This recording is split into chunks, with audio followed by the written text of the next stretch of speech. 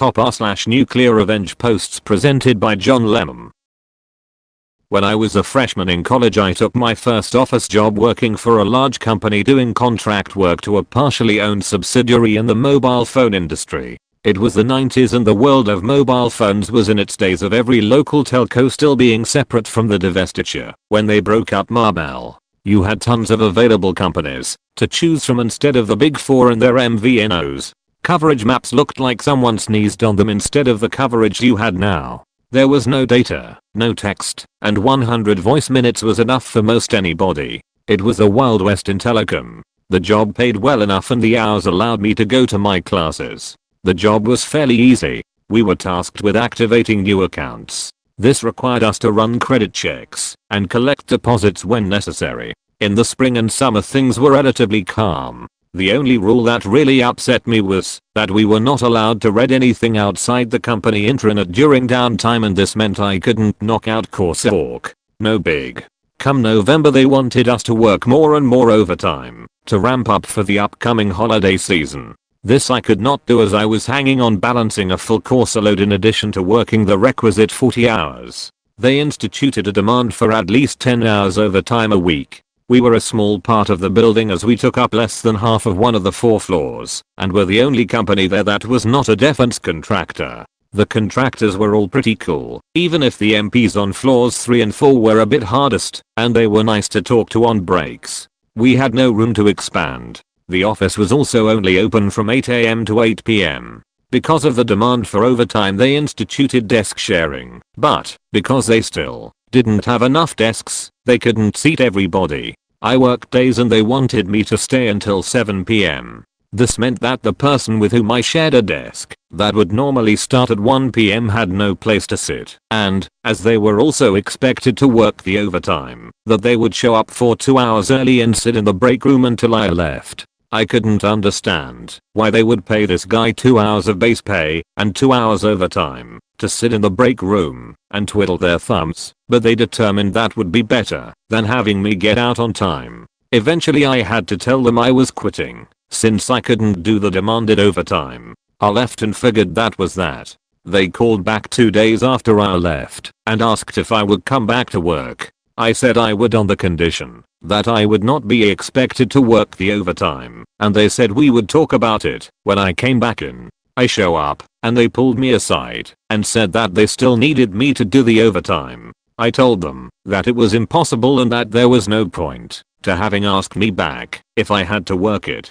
We were at an impasse, so I quit for the second time within a week. The company started asking for more and more overtime of the remaining employees. A bunch of these folks had families, and it was to their delight that they were then being offered hundreds of dollars in bonuses for breaking certain overtime thresholds. Their kids would have the best Christmases of their lives, cars were being paid off early, and down payments for mortgages were racking up.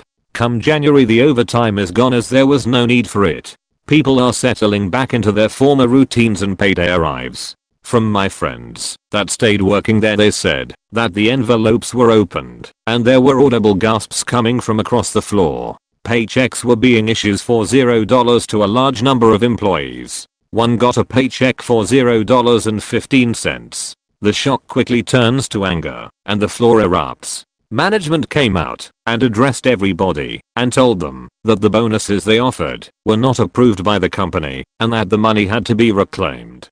People were expected to work and collect checks for no money until the bonuses they were overpaid were paid back to the company, and that anybody that left would be sued by the company for the outstanding balance. They even told one guy that he was lucky enough to have a job there at all, since they normally only hired people with diplomas, and he was a dropout without a JED. A number of those employees were still friends and relayed all this to me. I had just started a new job working as third-party support for a portion of the company to which I was previously contracted, and did night hours to coincide with my new classes. I asked if they minded if I referred some contacts to them, if it would get this resolved, and they said it was fine. I then spoke with a few people that I knew with the defense contractors who were able to refer me to friends they had that worked with the IRS, since they would be very interested, what with it kicking off a new tax year. I explained to the IRS what happened and provided them contact for my friends.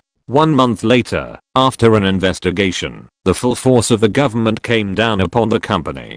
The IRS came in and demanded to speak with everybody that made the decision to withhold pay from employees to rescind the bonuses. It was eventually determined that everybody above a certain level was complicit in the scheme and would be held to account by being forced out and facing potential jail time. The company was informed that all the money would be repaid to those from whom it was taken. Anybody that quit so they could get a job that would give them a paycheck in the meantime was to be offered their job back, and, should they refuse to take it, would be issued full-time back pay from the date of their departure. They also determined that the company would either have to fire all those responsible or the company would be responsible for penalties that were obscenely high.